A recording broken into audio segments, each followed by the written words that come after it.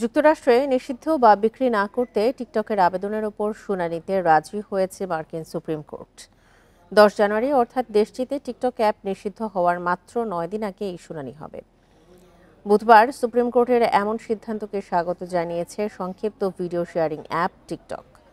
App কর্তৃপক্ষের বিশ্বাস, TikTok নিষেধাজ্ঞার আইন আদালতে অসাংবিধানিক প্রমাণিত হবে এবং 17 কোটির বেশি মার্কিন ব্যবহারকারী স্বাধীনভাবে অ্যাপটি ব্যবহার করতে পারবে।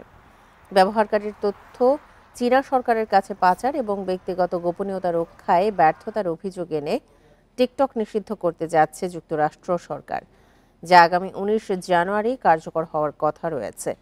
যদিও এসব অভিযোগ অস্বীকার করেছে টিকটকের মালিকানাধীন প্রতিষ্ঠান বাইট ডান্স।